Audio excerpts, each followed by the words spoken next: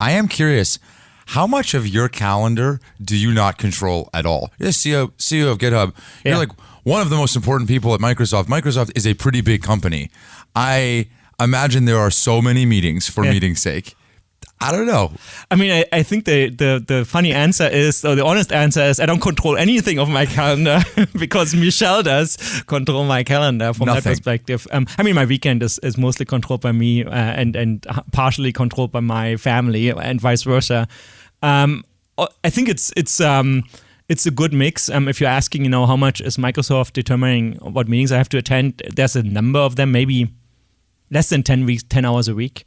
Obviously, Satya does like an exec staff meeting with all the corporate vice presidents and higher level once a month that I, if I'm available, will attend. And if I'm not available, I just watch the recording later. But like that's 2 hours every month that I don't control at all and just appears on my calendar. And it's either, I attend or I'm getting, and I'm losing the content. You won't like get a shellacking if you don't go? No, I mean, it's still like 250 people. That's how big the meeting is? That's how many CVPs Microsoft has. At CVPs and distinguished engineers and the CTO and the board, the SLT and whatnot. And then does titling work, can you have a CEO title? Like, can you be the CEO of GitHub and then also be leveled as something else other than CEO, or is CEO a level? No, so a CEO is a title. So I'm the CEO of GitHub as a title, and then, there are certain legal responsibilities that I have as a CEO, as GitHub is still a separate entity. GitHub Inc. still exists based in San Francisco. So I'm the CEO of that company.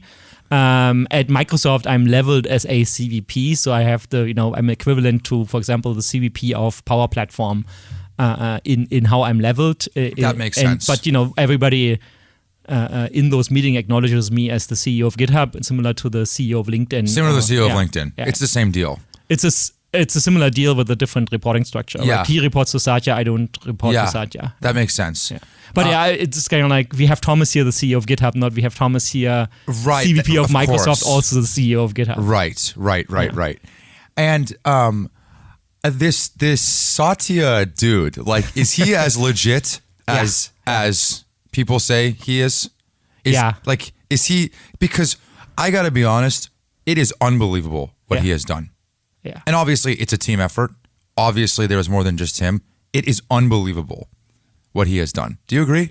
I think Satya is exactly how he appears in public, also within the company. For me, the most amazing thing is the level of energy and excitement that Satya has from Monday morning to Friday afternoon and over the weekend. Yeah. Every time, he calls me, he's like, Thomas, and we need to talk about something, and GitHub and GitHub Copilot and whatever the topic is, there's a high level of energy and motivation, high level of excitement. And I once asked him, how do you do this? How do you stay excited about so many topics as the breadth of the Microsoft portfolio is so big, right? Like if you think about Xbox and Windows and kind of like the consumer business, all the way to the cloud and GitHub and farther out into Dynamics and Power Platform. And LinkedIn. And LinkedIn, like very businessy tools, recruiting tools. And he's like, I'm really excited about all of this. I love working on all these products, and I'm totally on board with the Microsoft mission and what we're building here for the world. So I think that's a key. It's the passion and the energy that makes Satya such a great leader. Your energy strikes me as similar, though. Like, you do not seem to me to be the guy that wakes up, I should say, that goes to bed Sunday night dreading Monday morning. Am I wrong? I think, that makes a CEO a true CEO. And I think that's the difference between a founder or somebody who runs a startup and somebody who is an employee of a company, of a large company. As a large company employee, you're probably dreading Monday morning on a Sunday afternoon. You're kind of like regretting that the weekend is over. We just had a long weekend, right? That the weekend is over, and you're kind of like, it's Monday again. I'd say I'm somewhat in the middle. Like most of the Sundays, I'm excited about the new week and talking with customers. And my best days start with a customer conversation that gets me so much energy. Mm-hmm. But there's sometimes Sundays where I'm like a little bit like a regular employee, right? Yeah. There's things we have to do in large companies that are part of the things of the compliance processes and whatnot, where I'm like, totally, it's one of these weeks, like legal stuff, 100%. legal stuff, compliance stuff, or just the following the rhythm of the business and writing a report or preparing a presentation. Big company stuff. Where I'm like, big company stuff. Where while I'm the CEO of GitHub, I'm still part of the company that is Microsoft, and where I can't completely pull myself back from that. Yeah, I think there's my belief is that those that are happiest in their job, I think you spike around 85% happy, meaning I think there's always a minimum bar of at least 15% tax, of just, okay, this is a job right now. I have to, like, I can't just talk to people like you all the time on the podcast and never do anything else. Like that, I'd probably be 100% happy, And I've also found that before, I had a small startup. I had even, a company when I was in high school, or a business, I guess, not really a company. And I think, once you have gone through this, there's always like a percentage in you that wants you to go back into that world where you run your own company, where you have this full freedom, this full liberty of doing whatever you want to do. And this is more of a feeling than the reality, right? Because any company CEO, any company founder is constrained by something, whether it's resources, money available, runway, or just what they can physically build because of the people that are in their team.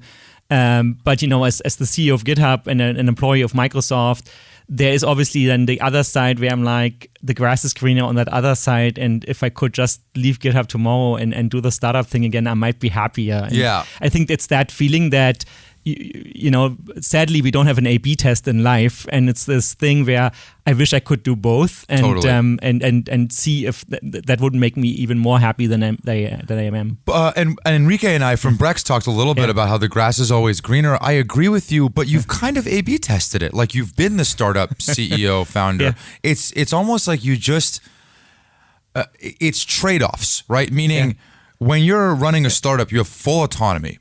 You decide your entire day. Generally speaking, your calendar starts at empty and then you fill it. Yep. However, there's like an existential threat of death. Like the company could die. You could let your shareholders down. Mm-hmm. You could let your employees down. You could let yourself down. Yep. You have bills to pay, right? Those are all things that you forget, I imagine, when you look back, right? And then let's say you quit your job at GitHub today, right? And then you go back to a startup. All of a sudden, I think you're going to miss the incredibly exciting innovations that are happening, the team, the resources, working with Satya, working for an organization that I'd argue is one of the greatest we've ever seen, the learnings that come from that. Mm-hmm. So I always think that no matter what, I suspect even if you go one way or another, you're always lacking the other thing. Does that make sense? Yeah, it makes sense. And I would definitely miss my team and all the GitHub employees. We call them hubbers. All the hubbers I'm working with on a daily basis, leaving them behind. I would totally miss. There's emotion attached to this, let alone that, we're doing amazing things and we're building things. I think, I've done it before and I have seen both sides, but I've also learned so much in the last, 10 years since I started the last company that I almost wish I now I can go back and try it again and see if I can now apply all those learnings to another venture. Totally. One other thing that you said that I wanted to double click on, maybe you meant it this way, maybe you didn't, is that you are the chosen self-selected CEO of GitHub, meaning you opted in for the job at the company size that GitHub was at in Microsoft. The comment that you made was, startup CEOs, they opted in to start a company. Mm-hmm. In their wildest dreams, mm-hmm. they didn't think this would, they didn't think that it was going to end up being a multi-thousand person business where it becomes management and leadership problems, mm-hmm. not necessarily what usually starts out as technology problems. Is that kind of what you meant by it, where you know exactly what you're getting into, so yeah, you're mostly happy because this is pretty much the job you signed up for? Yeah, so I kind of double opt-in, I would say. I first opted in when Microsoft acquired GitHub in 2018, so now 5 years ago from when we're recording this. The Microsoft needed somebody to execute the deal behind the scenes and coordinate all the different functions that are involved in such an M&A process. To kind of like get from signing an LOI to signing a contract all the way to closing the contract, including the DOJ and the European Commission and all these things. So I decided to leave my product manager role behind to become that deal integration manager, whatever and you've no title experience? you had. Do you have experience doing that? Well, I had experience in selling my company to Microsoft, and then I had experience from being on the sidelines of a number of deals that the developer division at Microsoft has done in that time when I was a product manager. So I had and obviously I was the CEO of a company before, so and we were a small company, so I ran all the functions, payroll and legal stuff and whatnot. All went. If you're a 10-person company, it's basically the person that calls themselves the CEO doing all of these things. So I opted in doing that, and then when the deal closed, I joined the GitHub leadership team as a special projects role and did a number of deals. And then when the previous CEO decided to leave, I got offered the job as a CEO, and then that's when I made the decision to become the CEO of GitHub. And I think part of that decision was both of those decisions was that I love developer tools. I've been a developer for almost 30 years, if you count kind of like hacking as a little kid into that time period. And GitHub is an amazing brand, and I had a GitHub account for the longest time. So running this company, being in charge, being the captain of that ship, that was exciting for me when I became the CEO, and it's still exciting for me today. You had a GitHub account like a year into GitHub's existence, didn't you? Yeah, something like that. It must have been relatively fast after they created the platform. A friend of mine and I went to RailsConf in Las Vegas, a conference about Ruby on Rails. And the GitHub CEO and founder, Chris Wonstress, spoke at that conference and spoke about GitHub. And either we had already signed up for it or we signed up right after his speech. And it was a really great speech and lots of slides and memes and whatnot. And so Git was the big thing at the time, right? Everybody hated Subversion and wanted to move to Git. Isn't it surreal thinking this was 2009, fast forward to whatever, 12, 13 years later, like you're running that company? Isn't that surreal? Isn't that just a weird feeling? Yeah, I think I don't have the time to think about it too much. It is surreal if you ask me it like this, but it felt natural, over the last 5 years to get to that point. So, this is like you haven't seen somebody for 5 years and you realize how much they have changed in that time period. Whereas if you're there every day, if you see your kids growing up, you don't even notice how much they've grown until your iPhone shows on the photo of the day how little they were like 5 years ago. It's like that a little bit, right? Because totally. I'm there every day and we have so many operational things we're working on and products to launch and features and customers to pitch to. There's almost no time to just take a step back and think about, kind of like how did I even get here? Does the work stress you out? I think at times, I think it would be lying to say I'm never angry or I'm never stressed or I'm never like in a rage mode. And you get those emails that trigger you, and then have kind of this rule where I'm like, let's the email sit until tomorrow morning, and usually by the morning after good nights of sleep, you have calmed down a bit and your tone changes. So if you get an email that triggers you, that is just infuriating. Yeah, you won't do anything. Let it sit. Do not respond as best as you can until the morning. I would say that works maybe 80% of the time. Sometimes you have this great response, this great pushback. It's building in your head, and you're coming maybe back from dinner. And you're like, now I'm going to give it to them, and I'm writing it back, right? So it's a bit of, but it's not smart. It's not smart. You shouldn't be doing that, and it's much smarter to just sleep through the night, kind of like. Let the rage pass or the anger pass or whatever it is that's triggering you, and then in the morning write a much more calm email in response. And your accent, have you always has your accent become less German over time? Like when did you start speaking English? So I started speaking English in 7th grade. Yeah. So because I grew up in East Germany, and I started 5th grade before the wall fell. Russian was the first foreign language I had to learn, and then 7th grade I started learning English. Why Russian? Well, East Germany was part of the East Bloc, so associated with the Soviet Union, and so basically everybody in East Germany in 5th grade had to learn Russian, and then in 7th grade you could pick between French and English, depending on what school you would go to. Was life pretty good, or was it terrible? I'm actually sincerely asking, like, what was life like growing up in East Germany at the time? Yeah, I mean, I think, I was between age 1 and age 12, I guess. Yeah. The wall fell in 89, 90, I turned 12. I mean, as a kid, I had a happy childhood. Obviously, there's desires that you can see on TV because I grew up in East Berlin. And it was, TV was all antenna based. You didn't have cable or anything like that, right? You would be able to receive the West German channels in East Berlin.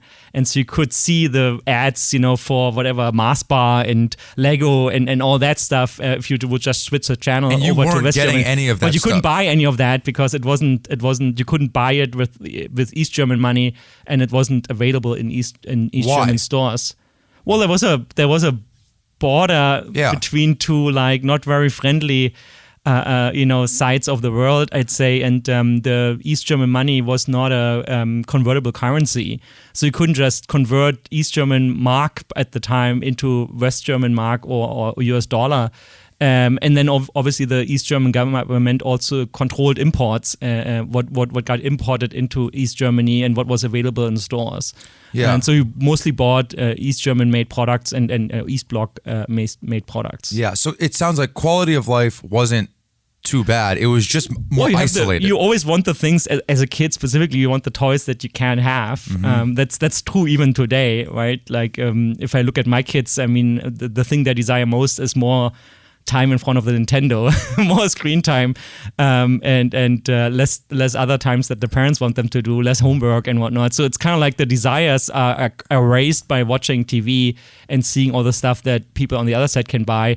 And I mean, that's not so much different from if you don't have the money and you're growing up with parents that cannot afford all the toys. It is a similar desire. It doesn't really matter whether you're in a different country and you can buy it because the country doesn't import it, or whether your parents don't have the money. But I think, for the most part, we had a happy childhood, and as a child, it wasn't affecting me too much that there were two political systems. Obviously, education and what we got taught in school was very different than what kids on the West Side were taught. And were you also isolated from technology, generally speaking? Yeah, I mean, we had a TV and we had a landline phone. What year was this? School. So I was born 78, and so when did computers become? When could someone in West Germany get a computer? That's a good question. I guess when were the first? When was the IBM PC? Was 82, I think, and Apple II was before that. So I'm assuming early 80s you could buy a Commodore 64 and an Amiga and all those things in West Germany. And East Germany wouldn't have those, again, because they were not imported and the currency was not convertible. You couldn't just order a Commodore 64 in East Germany. And I'm super curious, once the wall, what year, how old were you when the wall fell? What year was that? 89, so I was 11. 89, November 9, 89 is when the wall fell. And so I was 11 years and a bit old. Do you remember that time? Yeah, I absolutely remember it. Actually, it was, I think the wall fell on a Thursday night, like in the middle of the night between Thursday and Friday. So it was a topic in school on Friday. And then at the time, we would still go to school on Saturday. So Saturday morning from 8 to 12, you would go to school. And so on Saturday, I think I was one of the 3 kids that showed up and in class, and everybody else would come because they were all on their way to West Berlin to see what it's like. You could just pass the wall after it had fallen. That was it. And so I came. The teacher sent us home from school, and then I want to say my parents got some stamps into our passports, and then we basically in the afternoon walked over the border to West Berlin, and did a walk and went to a drugstore and bought some stuff that that we couldn't buy, and some Mickey Mouse magazine or something like that, and came back in the afternoon. So things assimilated very quickly between both sides once the wall fell. Yeah, so the wall was just on. Yeah. So the wall fell in November, and then the unification was, or the money was, the currency was the West German currency Deutschmark DM was adopted. I want to say July 1st, 1990, and then October 3rd is when the unification happened. So within a year, less than a year. the two countries unified into what is now Germany. And did they implement? Did I guess unified Germany implement a draft for everybody?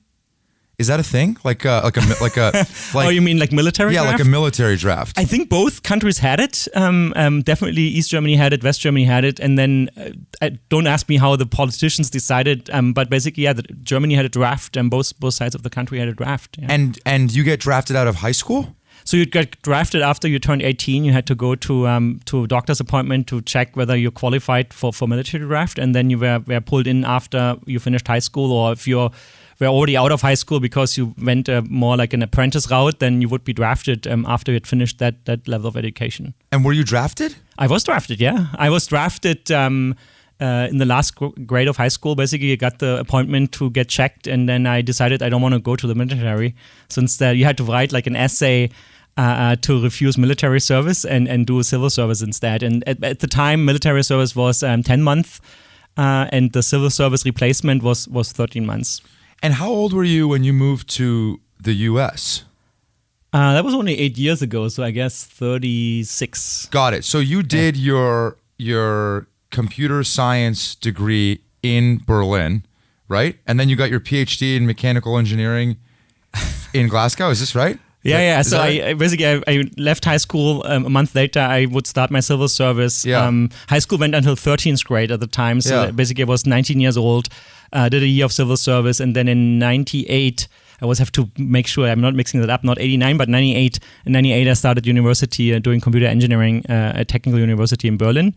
And I did that until 2002 and moved down to Southwest Germany and worked for Mercedes. And while I was at Mercedes, I did my PhD in mechanical engineering at Uni Glasgow. So I was working at Mercedes, or back then Daimler Chrysler. Yeah. I was working at Mercedes and wrote my thesis and did my research at Uni Glasgow, remote, if you will. Did you love that job? Like a German working for Mercedes? I feel like that's a pretty awesome job, no? Yeah, so I got there by, I did robotics at university, driving little mobile robots with laser scanners and whatnot through the building. And I had a mentor at Mercedes who came and said, why don't you do the same with the S-Class and do automatic parking trajectory planning for the S-Class? And I'm like, that sounds like fun, test drives and going to Spain and driving on a test track and whatnot. So that's why I moved to Mercedes. And the biggest fun really was you feel a bit like a Formula One driver, like a second grade Formula One driver, because you go to those test tracks, you work in the shop, you write some new software, you download it to the car. There's mechanics, that get the car ready, and then you go out on the track.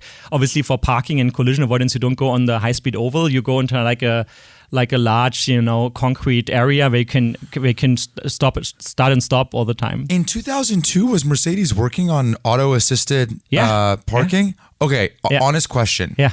Put yourself in Thomas of 2002 shoes, 20 years ago. How far away, when you were working on that technology, did you think that self-driving was at that point? Did you think we were closer than we were?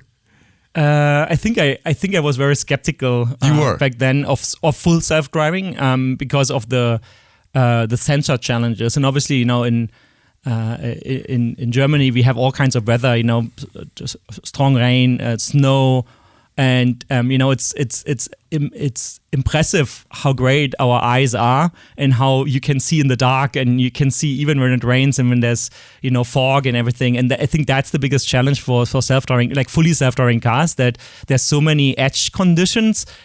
Covering all of that with sensors, multiple kinds of sensors, and software is a really tough problem. That's why now it's 2023, and we're still not really there. Still a tough problem. We're kind of getting there in San Francisco, with Waymo and Cruise, but it's not fully there. Like, you wouldn't put your 10-year-old into a self-driving car and send the self-driving car somewhere. So I was skeptical, but I think we were super excited.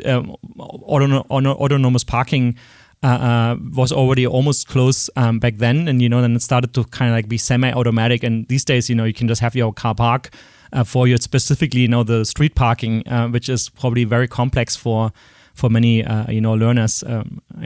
Did you think you were going to stay at Mercedes forever? Like, if you put yourself back there?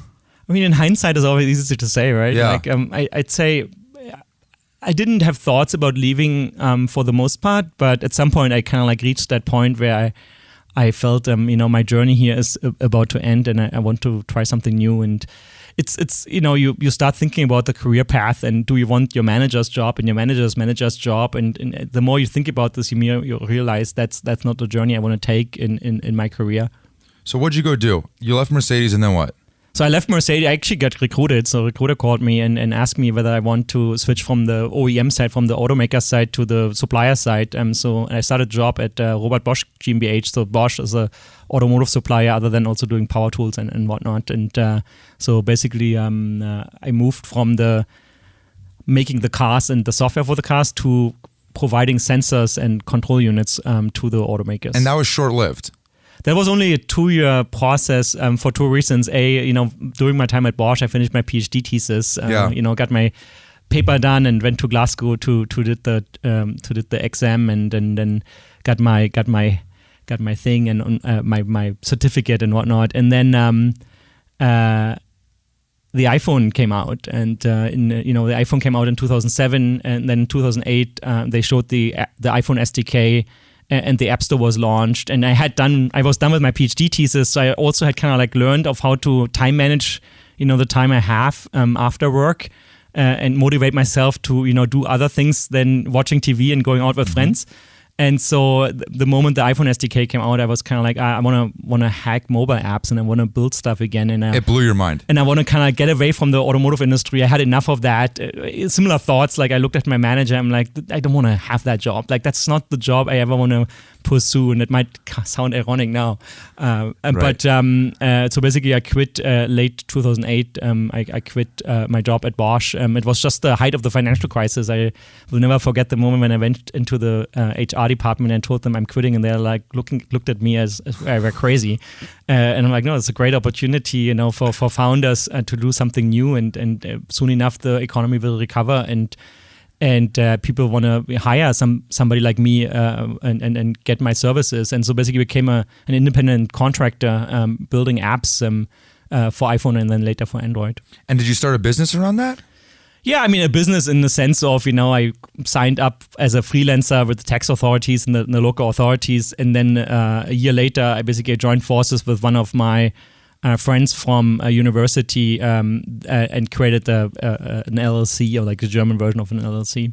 And then did you sell that company? Like what ended up happening? This was before Hockey App, right? So this was kind of like the pre-stage to Hockey App. Yeah. So we built this company as a contracted company. It had we built apps for the German media industry. For example, the South Park app in Europe, the first version of that was built by us.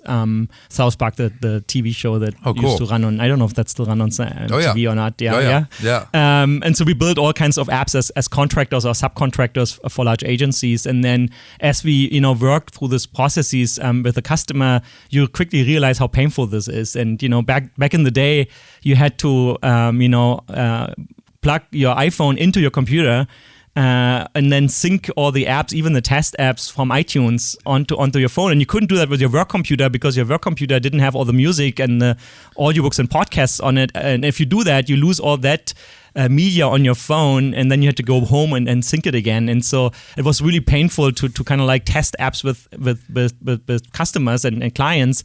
And then of course they would call and say the app is crashing, and we're like, okay, so this is here. We will send you the tutorial of how you can download the crash logs, and half the time that never happened, right? Because you have to go into some library folder and find the file, and then it's the wrong file from yesterday. And so we, with another friend, we basically figured out that there's a better way to do that, and then founded Hockey App in late 2010.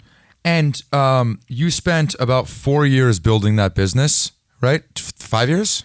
So yeah, we started working on Hockey App in late 2010, and then we sold to Microsoft in December 2014. So it was about 4 years end to end. And then you ask about that other company. So when we sold to Microsoft, Microsoft actually bought both companies, or one owned the other, but basically we thought, we'd only sell the product company, and all the liabilities of the contracting business would stay with us and that old company, and we would just continue the contract until they ran out of, the 10-year period or whatever we had committed to the customer. But Microsoft at the time had a hard time finding mobile talent, like mobile developers, and so they basically both bought both the contracting company and the product company, Hockey App. And so both of them went into Microsoft ownership, and all employees, both the contractors that would work on mobile apps and everybody working on Hockey App became a Microsoft employee. Is the dollar amount public? It's not, right? No, it's not. Was it life-changing?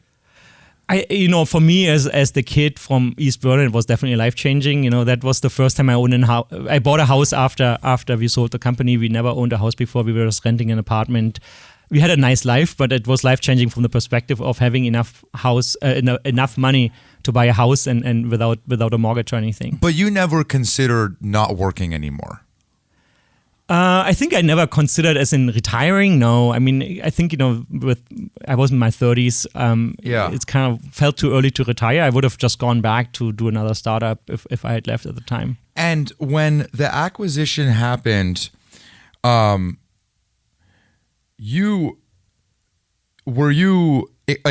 maybe you can lie if you want, but were you excited? I know that sounds like a weird question, but were you excited to be acquired by Microsoft? Yeah, I think, it's similar to the question you asked earlier about, what does it feel like being the CEO of GitHub? I think, it took a while to realize what just had happened.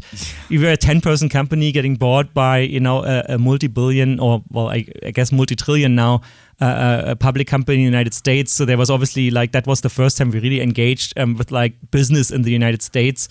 Dealing with all the lawyers, the process took a while, going through the diligence, going through the negotiation of the merger agreement or the purchase agreement, and then you have them, and then you sign at a notary office in Germany. A notary has to read the whole contract to you, and you sign at the end.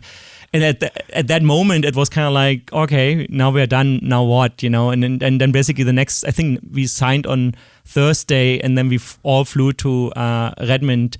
Or Seattle on Sunday afternoon, and basically Monday had our first day at Microsoft and getting our badges and getting new MacBooks. And You're kidding. Yes, it was literally because it was right before we signed December 4th, and so we had a limited window where we could get onboarded before the whole holiday, shutdown started. And so on the 4th, 5th, 6th, 7th, on the 8th basically was our first day at Microsoft. So you and your family picked up and moved to Seattle. Well, on that day, only my team came with me to do the onboarding done, and then basically went back to Germany. Meet the manager, and went back to Germany. Packed your shit, and then came back to the States. Applied for visa. That's the hardest problem is always, how do you actually live in the United States on a legal basis? And so, basically we moved offices. So we had to move out of our office. We were sharing an office with 6 other startups. And that office was not in compliance with Microsoft rules because it had only one fire escape, and you need to have 2 fire escapes or something like that. And so we moved offices the next week, and then over the holidays we applied for a visa with the help of lawyers, and got the visa in February, moved in March. Wow. So, yeah. And were you convinced you were going to leave and go do another startup? What'd you think? Well, we moved to the States with the plan of staying for 3 years. That was kind of the plan that my wife and I had agreed to. It's and 3 that years. Microsoft kind of helped outline with you. We had two little kids, a baby and a 2-year-old. Yeah, and so the vesting schedule for you and your employees. The vesting schedule, the holdback agreement, those kind of things. So it was kind of 3 years. 3 years on the book. I'd say there were times in those 3 years where that holdback agreement certainly helped me to stay. Totally. One way of saying it, or protected me from rage quitting.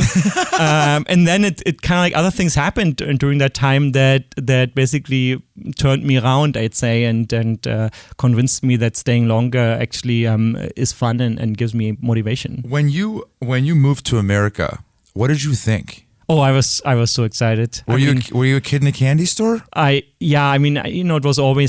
was always part of my dreams of living in the United States. You grow up as a kid. In the 90s, I watched all the American TV shows in Germany in German, dubbed in German, but nonetheless, right, that American lifestyle.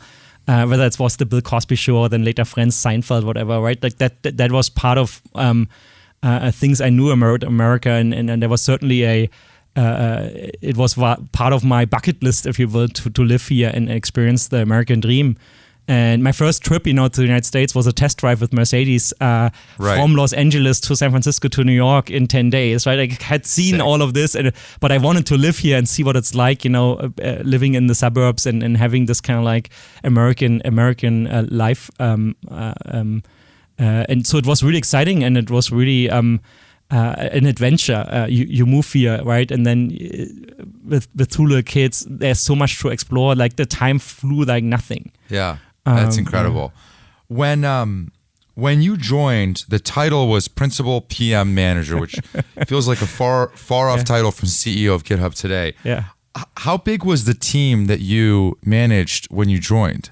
Yeah, so when Hockey App was acquired, the two companies combined was about 10 or so engineers. Everybody was a software developer, right? Like there was no PM, there was no design. Everybody was building software, and then I was labeled the CEO, but effectively most of my time, 70% of my time or so, I spent with software development and obviously support and talking to customers. And so when we then moved over to Microsoft has that role separation between software development or engineering and product management. And so the two of us, me and one of the co-founders, were moved into product management, and I took over a product management team of, I want to say it was 3 or 4 You were like people. A first-line manager of 3 or 4 people. Correct. I gotta say, you just made, for you, life-changing money. Yeah. You started a company in Germany that got bought by Microsoft, which you could probably count on one hand how many times that's ever happened. Yeah. And you go in, managing a team. What did your pride? Yeah. I think maybe my ego is just too big, or my pride is too much. Like I would be really frustrated that I wasn't being recognized for my talent or even just the work that I've done. Did you experience that? I mean, you said for me, life-changing money. I think for most people it was life-changing money. Totally. Maybe not for the Silicon Valley VC, but other than that, I think what Microsoft paid us was life-changing. I think for most normal people in the world. I think obviously we were excited about seeing what it's like at working at Microsoft. I said I grew up with TV shows, but obviously we also grew up with following the story of Microsoft and Apple, and kind of like being part of Microsoft. Was very exciting. Just seeing how corporate America on the West Coast would operate, how big tech company would operate. 2014 was the year when Satya became the CEO. It was also very interesting to see, if he became the CEO early in the year, we got acquired late in the year. So there was about a year in between, a little bit less than a year. And on our first day, we got new MacBooks from Microsoft. So Microsoft gave us new MacBooks and a USB stick with like Office for Mac on it, and I think Parallels or VMware, one of those, to remote into some Windows machines if we needed to use some systems that only ran on Windows. But like Microsoft at the time had already started that transition to the company it is today compared, to the Gates and Ballmer era. And so I think we were excited. I mean, there's also, the salaries in big tech companies on the West Coast is significantly higher than what all my employees and I made myself in a startup. And so there was a financial upside for everybody, where for a time, you can just explore what it's like working at Microsoft, what it's like being on the West Coast. For some of my employees, it took much longer to move over here because of visa restrictions and getting that H-1B or waiting, for 13 months to qualify for the L1 or whatnot. That where there was a certain period of time where you just had the dopamine hits, on a regular basis of learning something new, and so it was. I think in the early days were really easy and exciting. Yeah, and then you had almost a 3-year run. A little over 3 years in Microsoft proper, right? Let's just say the financial incentives had loosened at that point from the acquisition. And then you started falling in love with the company? Like, I cannot believe you started several startups. Yeah. And then you go into Microsoft, which is one of the biggest companies. And I just can't believe you were still, it's 7 years later. 8. It's 8 years later. Yeah, it's 8 years later. So what changed? I think one of the things that changed about, I'd say halfway through the 3 years. In early 2016, Xamarin got acquired. Xamarin, the company of Nat Friedman and Miguel de Casa, that allowed you to use .NET to build mobile apps. And with Nat joining the developer division, my team moved over into Nat's team. So basically, we became part of Xamarin, which was now part of Microsoft. And so all of a sudden, all the people around us were also coming from a startup, a larger startup than we would have been. Xamarin, I think at the time of the acquisition was about 450 people. So all of a sudden, we were ripped out of the corporate structure of Microsoft and plugged into a company that also had just gotten acquired. And I think that certainly helped us to, regain the motivation. Similar to us, Xamarin was, for example, using Slack and Google Docs, right? So we kind of like we're back in that world of a startup ecosystem being embedded into Microsoft. I think that helped with the motivation. And then, we were building cool stuff. This was still the early days of mobile development and building developer tools for more developers while being part of Microsoft, which is one of the oldest developer companies. Look, Microsoft was founded on the premise of providing basic interpreters to customers. Microsoft, as its heart, is a developer company. So we had, I think, a lot of motivation just building developer tools. And then it wasn't too long, right? 2018. So that was about 4 years after my acquisition, 3.5 years after my acquisition, GitHub happened. And obviously there was a preload to this where we discussed the deal internally and started motivating ourselves that, we can do it. We can get the deal approved internally. We can get, the founders to sell to Microsoft. That's part of a decision-making process that, once you're in that project, you kind of thrive through the project until it either succeeds or fails, and then you fall off the cliff. So I think, in hindsight, as soon as Xamarin had joined, as soon as, Nat and many of the other Xamarin folks were there, I got a reset that helped me to bridge that period. Totally. And you saw a light at the end of the tunnel with a potential GitHub thing coming through. I mean, not when Xamarin got acquired. I think there the light of the tunnel was just that, okay, we are joining forces together. There's a bunch of mobile folks that all know, what an iPhone app makes an iPhone app and what iPhone developers expect as their developer tools. So it was just the excitement of building something new, bringing together, Hockey app with Xamarin Test Cloud, which was mobile device testing and insights. And so we had all the ingredients. We were like, okay, let's start building. Totally. You found like-minded people. Yeah, we found like-minded people, and it was exciting, to launch a product. And I think that's I would commend Microsoft for, they're putting chips on the table around the new generation of Microsoft by making these types of acquisitions and bringing in these types of new era developers.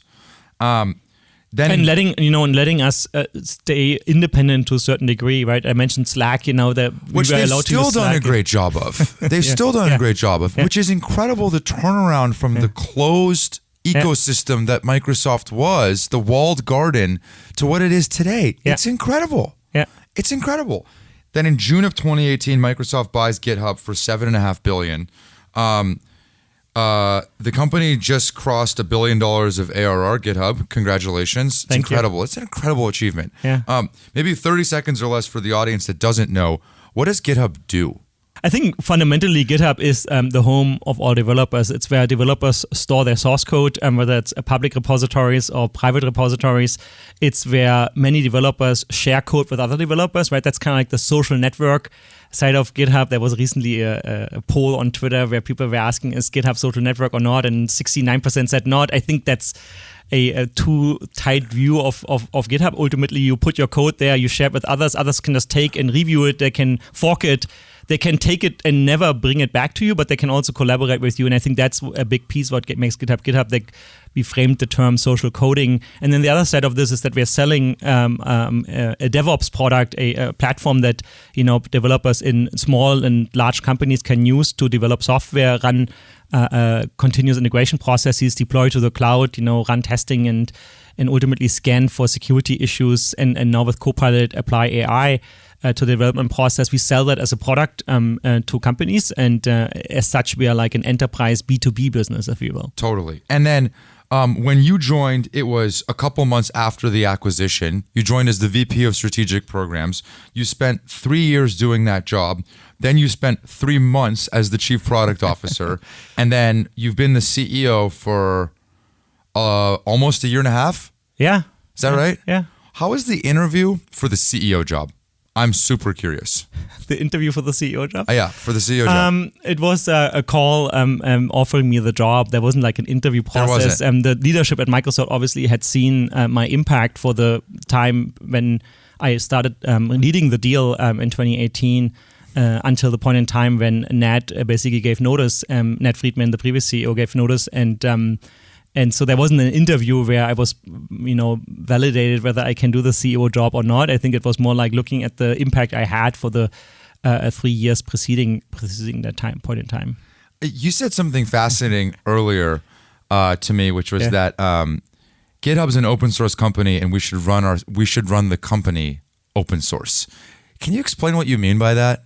Yeah, so GitHub is not an open source company, right? Like the GitHub monolith, GitHub Ruby on Rails project is not open source. People cannot contribute to it for many reasons of historical nature. But I also think, GitHub, we should be as transparent as possible because all our customers are also software developers. And I think, the best customer conversations I have is when I just tell the customer, might be like a enterprise in Singapore that sells insurances, and I just tell them what software development is like and how we do our processes, how we plan, how we code, how many downtimes we have, how we tackle those. Everybody, has similar issues in software development, and sharing those with other developers often creates a connection that's incredibly useful for the future. Yeah. Can you talk about Copilot? Can you just explain what it is? Because it's almost like exhausting here, like how much I hear about it right now. Yeah, so Copilot is, we call it an AI pair programmer. And, as a user, you see it in your editor. When you start typing something, code or comments, it proposes auto-completion to you effectively. And it doesn't only auto-complete the next couple of words or the next line, it can actually auto-complete multiple lines of code, whole methods, boilerplate code, algorithms, test cases, and whatnot. It uses a machine learning model from OpenAI called Codex that was trained on public source code from GitHub, and it's incredibly powerful. And so, if you look at our telemetry, you can see that in those files where Copilot is enabled, up to 40% of the code is written by Copilot. And so that means, more often than not, the developer just presses the tab key and auto-completes what Copilot suggested. And the cool stuff is, and I'm sure you have seen that when you write emails in Gmail, right? It suggests code like as grayed out ghost text. Yeah. And if you don't like it or if it's wrong, you can just keep typing, and it's fast enough that it then adjusts the suggestion to you. And so that way, even if it's wrong, it might be close enough for you to accept it and then just make modifications to the code that Copilot brought you, and so you become much more efficient. Instead, in fact, in a case study, we looked at a group with Copilot and a group without Copilot, and we asked them to build an HTTP web server, I think in JavaScript or TypeScript, one of those. And the group with Copilot was 55% faster and 10% more successful. So it is actually, and that's a task where most developers would say, can I just go to Google and find out how to build a web server and I find answers in Stack Overflow? It's not a hard problem to solve, and Copilot still makes you 55% faster. And so we truly believe this is fundamentally going to change how software development is done. You have been quoted as saying that in the next 5 years, it could get up to 80% of auto-completed code. Yeah. Actually, Andrej Karpathy, previously the head of Autopilot at Tesla, tweeted on December 31st, I think, that he's already writing 80% of his code. And I think the key is that we are up-leveling from writing every command and every definition in code ourselves to thinking about how can we leverage the AI, the Copilot, to write as much code as possible for us. So yeah, I think, we're heading into a world where developers are much more architects and system designers, and breaking large problems into smaller issues, and thinking about how they can write the method, declaration and the method comments and the description of the method does. So AI outputs the thing, close enough that it's 80% correct. It feels like you have a fascinating view into some of the things that are coming down the pike with AI, given the relationship that Microsoft has with OpenAI, which you could say is very close. It almost feels to me like I'm talking to someone who's at the helm of one of the earliest and most meaningful guinea pigs for the innovations that we're about to be, like, that we are on the precipice of seeing in AI. And it feels a little bit like some of this stuff that I'm seeing with Copilot some of this stuff that we're seeing with ChatGPT-3, some of these early real life use cases where before that it was the Gmail thing, and then before that it was my iPhone showing me a bunch of photos in a highlight reel, and before that it was Spotify grouping together songs for me. Like I almost feel like now those were simple B2C examples of where AI is subtly making a difference in my life. These are like, whoa. Like, does this not feel to you a little bit like the feeling you had when you quit your job at Mercedes and you saw the iPhone and you said, oh my God, I've never seen anything like this before? Yeah, I think it's, or when the internet came out in the 90s, it feels like the first time I saw the internet, I think it was university where somebody had a modem and they showed me the internet, and I could build an HTML page, and it feels a bit like that. I think the moment last year where that really sunk in with many people, including myself, is when Midjourney and Stable Diffusion over the summer popped up, and you could just run the Stable Diffusion model and render an image. The example we always bring is a corgi on a rainbow, or you can just render the New York skyline as if Monet had painted it, the French impressionist, and obviously Monet has never seen the New York skyline, and it still looks like a Monet or close enough to that Monet. And I think all of a sudden those image models make you realize how far this generative AI has already come and what's going to come down the road. And I think if you videos, is probably next animated videos. When we saw the first Pixar movie with a lamp, right? That was like 3D animated videos completely rendered by the computer. I think there's going to be soon a moment in time where you can just write a script for a movie and AI is going to render the whole movie for you in 3D animated fashion. And that you can think about now you democratize access to being a video producer, if only that's your hobby, but you all of a sudden enable so many more people to do the kinds of things that otherwise only people with specialized hardware and cameras and whatnot could do. But you do understand how that could scare the shit out of people, right? I can think of so many reasons why, similar to the internet was scary when it was first starting, right? Like there's all these things.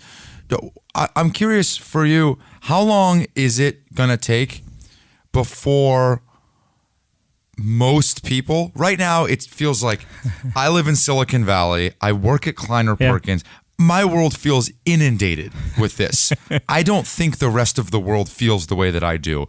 I don't believe that everybody is on ChatGPT-3 right now, even though it's, it's overloading Azure servers. There's clearly incredible demand for it. I wonder, when will my mom, how far away from her having the Pixar moment, the iPhone moment, how long is that going to take? I think your mom probably doesn't realize that on her iPhone or Android phone, AI is already auto sorting all the photos, right? Like you don't have to you select 3 photos that look like you, and then it finds all the other photos that show Ruben, right? That is already AI. It's a machine learning algorithm that detects you on your face on all these images. Similarly, Alexa or Siri or whatnot are to a certain degree leveraging machine learning models. So in a way, we already took a first step. I think, though, you're right. It is scary for people. I think it's similarly scary of when robots came into production facilities, when factories all of a sudden, when robots were replacing workers in factories, and that fear is there. I think specifically for software development, the backlogs that I'm sure all Kleiner Perkins companies, definitely GitHub and Microsoft apps, are so long, and we have a hard time finding software development talent. And in fact, I believe that in the Western world, we're not growing enough computer science students. We're not starting early enough in computer science education. So we will have a developer shortage going forward. And so making developers more productive, helping them to use less time to write more code, actually helps us all to push human progress forward. Like ultimately, the number of lines of code that are already dominating our lives through our cell phones, so our thermostat, through your flight booking, everything is software today. This is, and it has exponentially grown from the days of when the internet started in the mid 1990s or so. It's going to be only only a magnitude bigger, if not 2 magnitudes bigger in the next 10 years. And somebody has to maintain all that software, somebody has to write all that software. And if we don't find the tools to make that more productive and ultimately more satisfying, we are not going to see the progress that we need to see. Do you have any hesitation that this is the next hype bubble?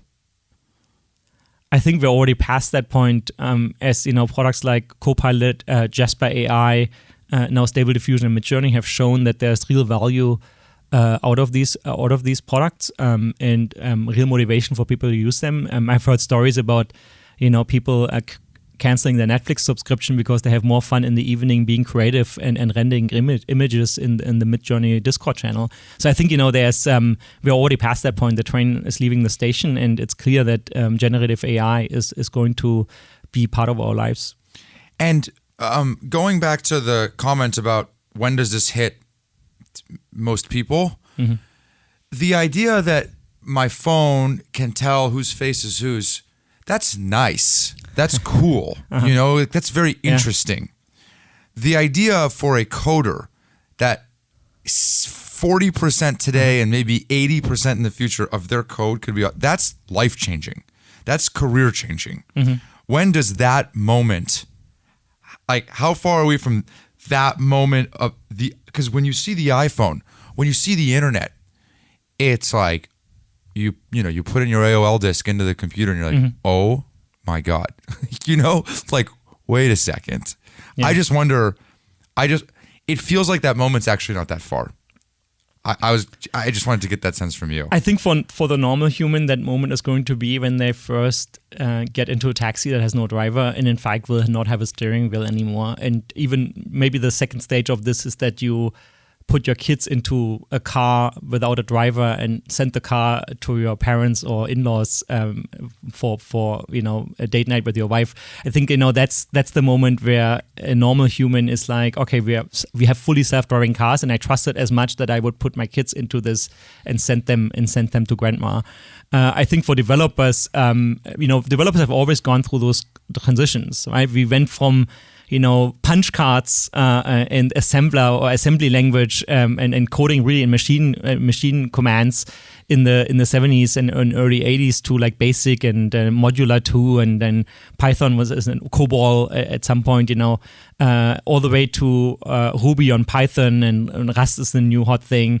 But more importantly, we went from building it all ourselves to the internet and open source. And today, none of your startups is not using open source, right? They're all 95% of their stack is open source. Everybody would be crazy to start and say, oh, the first thing we do is write a programming language and an operating system and a compiler. And in 5 years, we're going to actually build the business software that we pitch to you in the investment pitch. And so we have already gone through those transitions in the past. I think this is just the next logical step of that, and it will happen.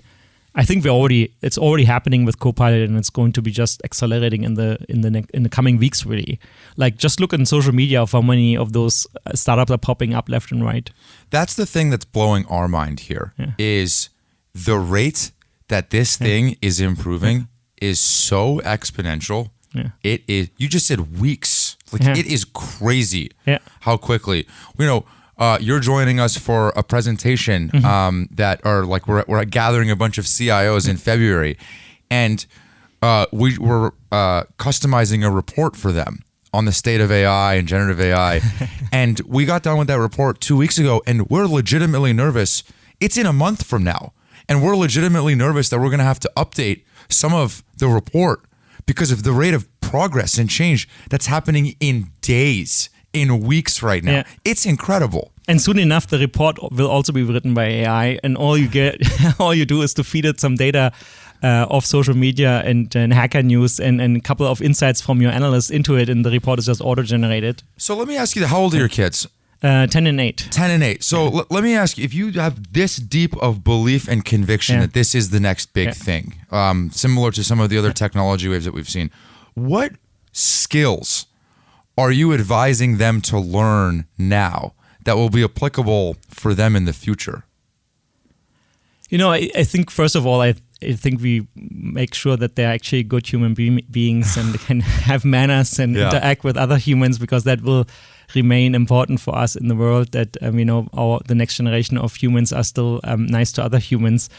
I think it's computer science and the interaction with devices, whether it's a smartphone or computer coding will remain important. Luckily, most kids do start early these days with tools like Scratch, where they, it's a tool from MIT where you can use little blocks to pull programs together, and then you kind of like learn Boolean logic and things. And so I think, coding is an important skill. Self-motivation, passion, if you will, for things, I think is what we teach them. And awareness, of what's happening in the world, and kind of like an understanding of how the world works. We live in interesting times, and a lot of good things happen and a lot of progress, but there's also a lot of challenges, climate change, being one of them, where if we don't think about these problems, we're not going to solve them. There was a Reddit thread that you were on so many years ago, and someone asked... It's like an AMA or something. This is a long time ago. And someone asked you what advice you would have for your kids or your younger self, or for people just starting out in their career. And there was two that caught my attention.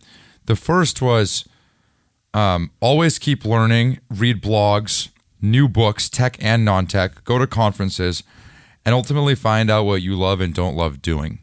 How much do you stand by that? It's actually, you gave a better answer than I gave to your last question. I think reading is incredibly important as a CEO, even more so. I think, I spend a significant amount of time every week to read stuff, whether it's, articles on the internet, blog posts. What's significant? What do you mean, what's significant? Like significant, like how much time? I think it's like probably a couple of hours every day, if not more. No kidding. Yeah, I mean it's books, it's analysis of the current economic climate. If you're not informed of, if you're not understanding, why we are, for example, in the current inflationary environment, it's really hard to explain that to the team and kind of like explain why we are doing the things we are doing. For example, from a budget perspective or from a strategic perspective, it's if you're a smaller startup and you can just look at runway, and most startups in the last year or so have started optimizing the runway and have cut down on spending, and have started telling their teams we need to either pivot or we need to really focus on just one thing. If you're part of a larger company, that is quite hard because there's always way too many ideas, and including in my own head. And you read more books and blog posts, especially on AI, and you're like, we should also do this and this and that.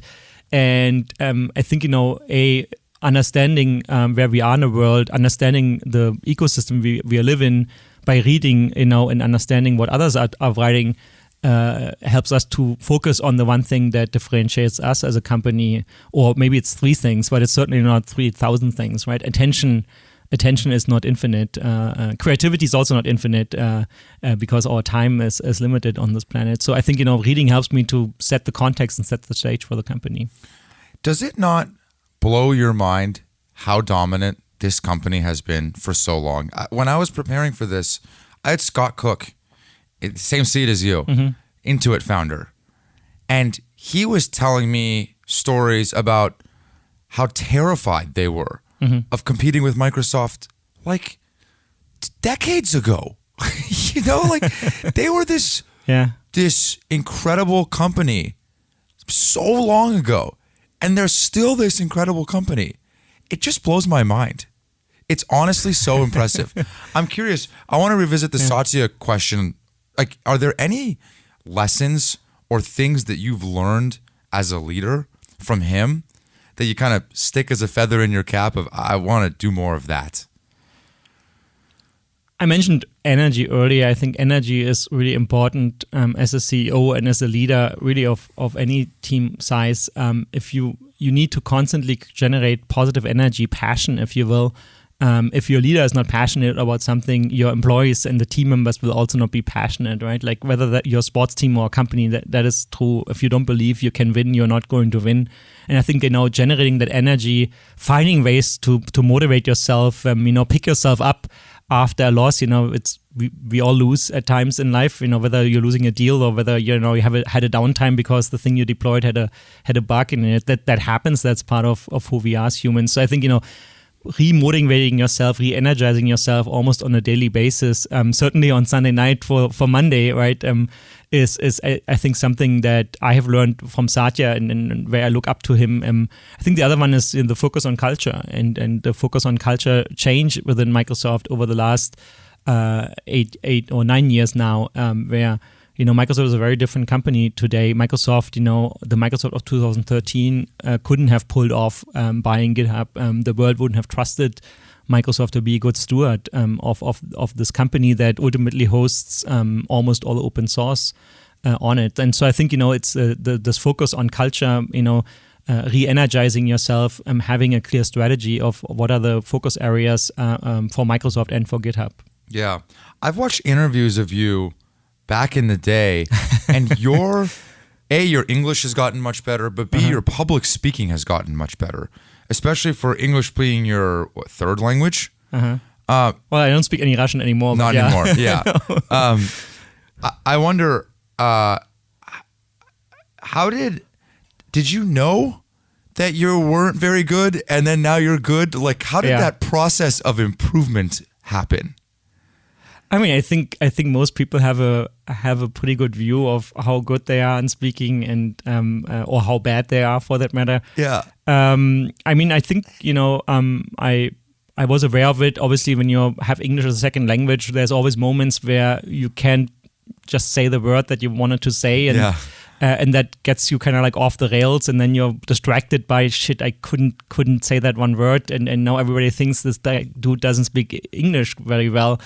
I have, for a number of years now, a speaker coach, and one thing they said, and that really like opened my eyes, is that name a big rock or pop group or pop artist, right? Like Taylor Swift goes on tour, she still rehearses.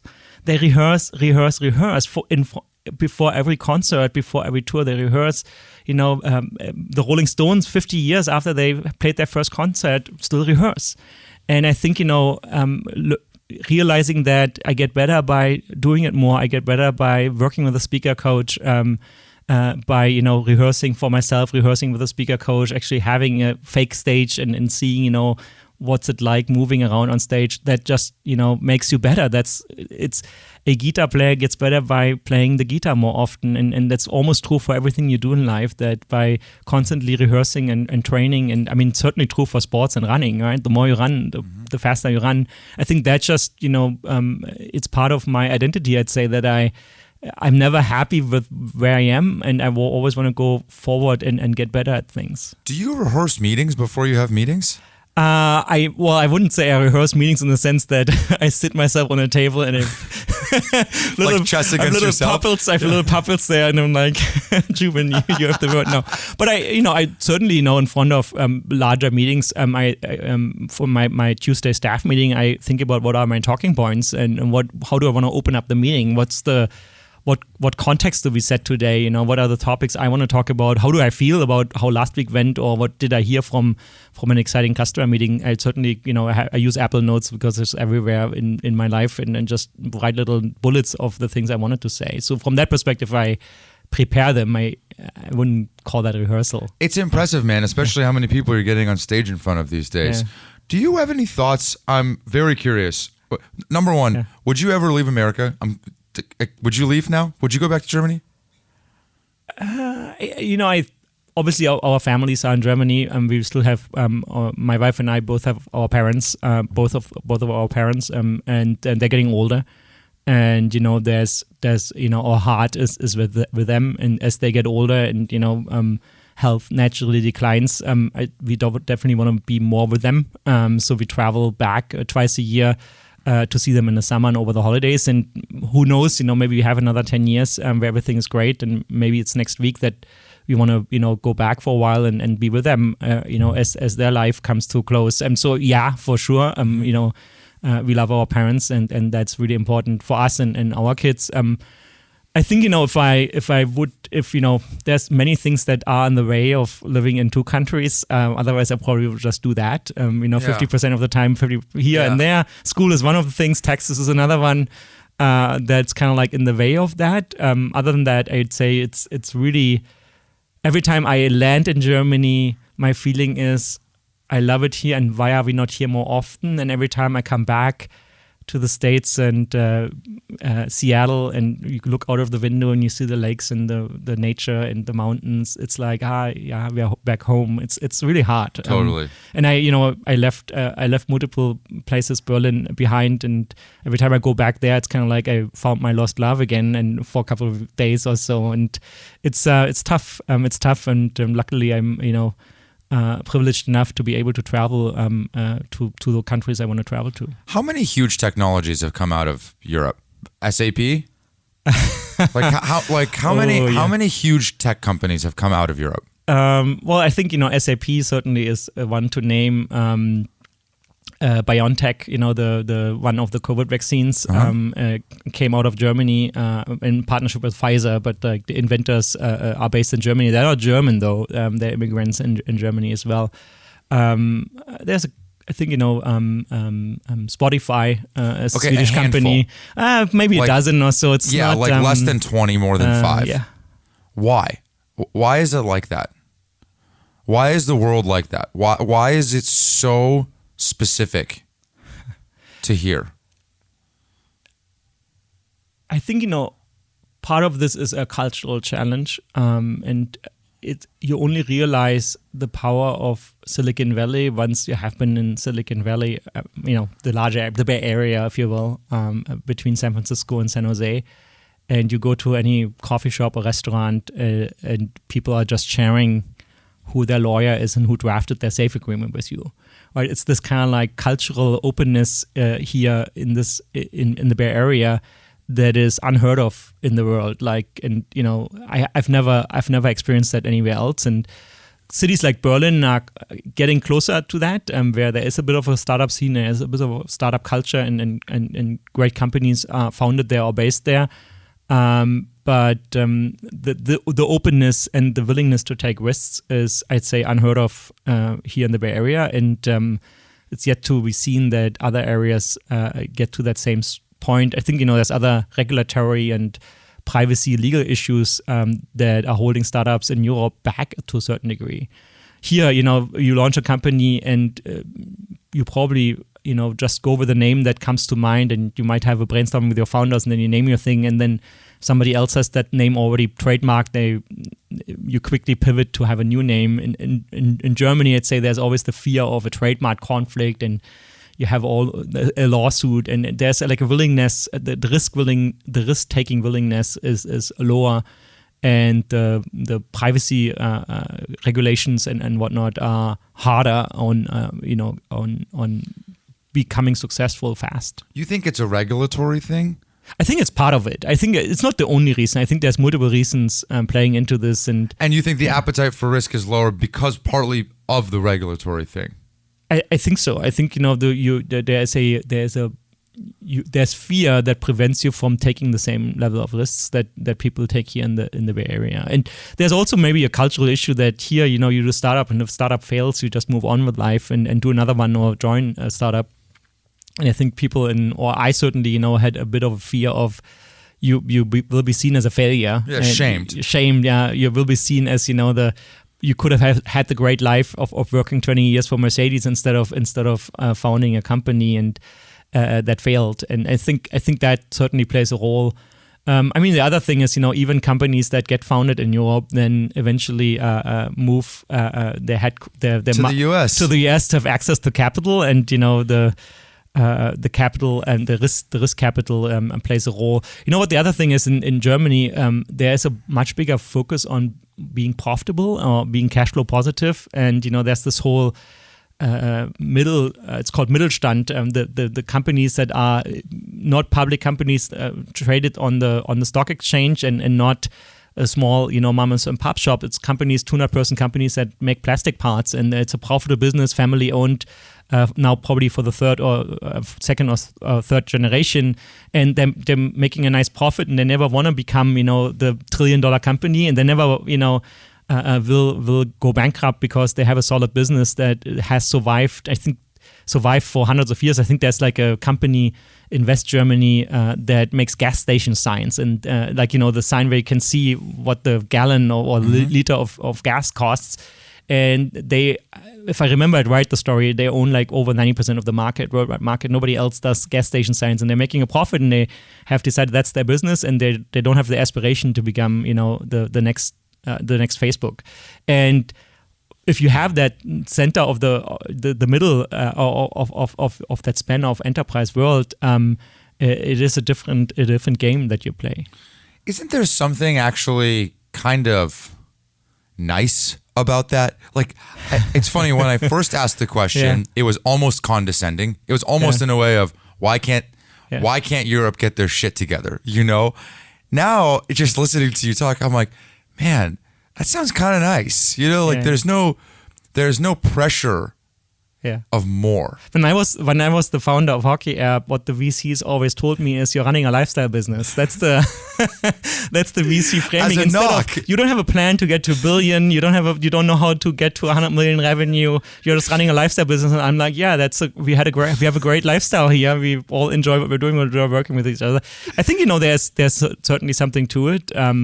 But you said it earlier, then you live with the fear of somebody else, here starting a venture-backed startup that competes with you and pushes you out of the market. And it's a bit of that fear of competition and becoming irrelevant that I think, makes that not as lifestyle happy as it sounds. It seems like it used to be attributed to not enough risk capital. But it seems like there's plenty of venture capital in Europe. Like, it doesn't feel to be a financial challenge or inhibitor anymore. Maybe. I mean, you're more the VC than I am. I think, most relative that might to be here. No. I mean, it's way more than it's ever been. Way more. I think it's like, it's true for the angel, the seed, maybe the A round, and then as your rounds get bigger, you're naturally pushed into having a structure where you have an American entity as well, and to be able to get access to those larger rounds that are only available here. So I think from a seed perspective, that's true, but as you want, to get the investment from Kleiner Perkins or Sequoia, you're almost like forced to be based in the United States. Yeah. I think that's fair. Well, look, if for some reason you ever decide to go be a startup person again, you better come calling, Dude, I appreciate you doing this. I can't help myself. I have one more question. Do you have a room in your house that's a Lego room? Yes. It's just Legos. It used to be the guest room, but even when it was the guest room, it has like a built-in wall shelf, and on the top is the Lego city with all the modular buildings and a half street, because that's how much depth the shelf has. And then as COVID came and the number of guests in the house grew to zero, basically the guest room got converted into the Lego room. Oh, your wife must love that. Yeah. I mean, the house is full of Lego, but that room certainly has all the Lego and spread around. We have color-sorted bins, so all the pieces are color sorted. It's. I was just having this conversation last night. I would like to have more artistic expression. Yeah. I imagine it's. I imagine it really quiets your mind. Does it feel that way for you? It quiets your mind, and it pulls you away from the things you were working on that day. Right, like instead of being obsessed about getting your inbox to zero or responding to all the Slack messages, you're just sitting in front of instructions and you're, opening a bag of Lego bricks, and then you assemble them together into something, and it, builds up in front of you. And I think that's very satisfying, and it's almost like a meditation. It's almost like a meditation type of meditation that helps you to disconnect from the stress of the day into like a calmer mind. Yeah. I mean, and I think, it has, if you look at what's called AFOLs, adult fans of Lego, this has only grown for the last 15 years or so. Before that, Lego was considered a toy, and nowadays you see more adults in Lego stores buying $500, $700 sets, right, with thousands of pieces that probably a 6-year-old will take a year to assemble, and they lose the motivation halfway through the process because it's just so much, bricks ahead of you. It's really fascinating how Lego was able to create this second part of their brand and of their customer story. Yeah. Well, maybe I'm going to have to pick up a Lego habit here. I appreciate you doing this. I'm really looking forward to spending some more time with you at dinner. I asked the same questions to wrap all of these things. The first, when you hear the word grit, what do you think of? So I think of two things. I'm a software engineer, and I think grit is two pieces. One is resiliency, and resiliency for somebody who deploys services is really clear. You need to be able to handle downtimes. You need to get back up quickly. You need to even know that something is wrong with the service, and you need to be able to scale to peak load. So that's resiliency, and you need to be able to pick yourself up on bad news, bad feedback, employee leaving a company, whatever it is. There's always some problem in any size of company. And the other piece of grit is passion, positive energy, being able to motivate yourself and the company, being excited about the things you're building. And so if you combine resiliency and passion, you have grit. Is GitHub hiring, or are there any key roles that you're hiring for? We're hiring strategically in sales and marketing, but it's small amounts of open positions right now. Navy SEALs. Navy SEALs. Yeah. Okay. Well, look, I appreciate it. I appreciate you coming in. Second time in Menlo Park? Yeah. Second time. First time was also with us? Yeah. Well, first time I was with you guys and a couple of other folks next door. Second time in Menlo Park. Well, I appreciate it. It's cold here. It's cold. It's cold today. It's cold. That's right. I appreciate you, man. Thank you. Thank you so much for having me.